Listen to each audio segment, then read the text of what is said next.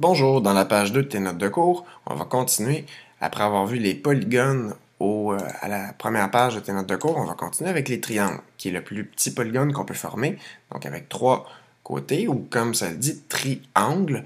Un triangle, c'est un polygone qui a trois angles, triangle, et forcément, s'il a trois angles, il y a aussi trois côtés et trois sommets.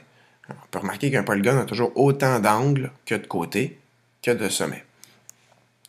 On a déjà vu que la somme des mesures des angles intérieurs d'un triangle est de 180 degrés. Donc, peu importe mon triangle, si j'additionne les trois mesures d'angle, ça va toujours me donner 180 degrés.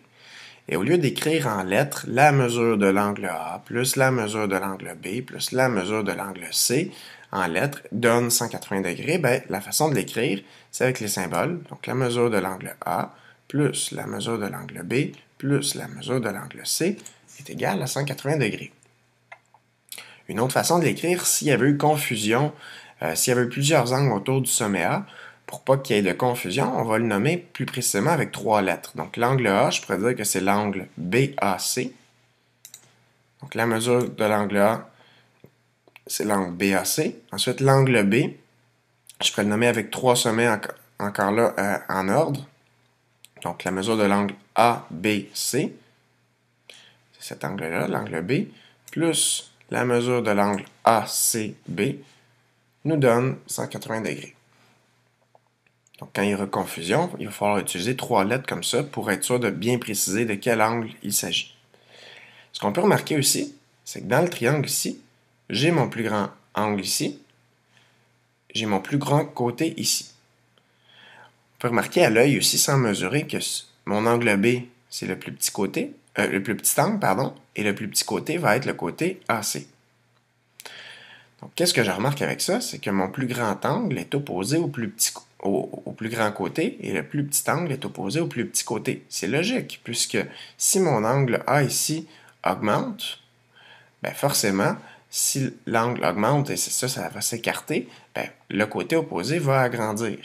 Si mon angle diminue, donc mon côté opposé va diminuer aussi. Donc, dans tout triangle, au plus grand angle est opposé le plus grand côté, et au plus petit angle est opposé le plus petit côté. Ça, c'est une relation qu'on va réutiliser tout à l'heure.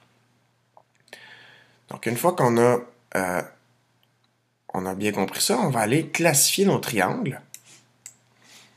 Et on peut les classifier selon les propriétés avec leurs angles. Donc, s'intéresser à quelles sont les particularités selon les angles. Et on fera la prochaine page selon les côtés. Donc, on va commencer ici avec les angles. Donc, un triangle acutangle, qu'est-ce que ça a comme particularité? C'est que ça possède trois angles aigus. Quand je parle d'un triangle acutangle, tu dois savoir que c'est un triangle avec trois angles aigus.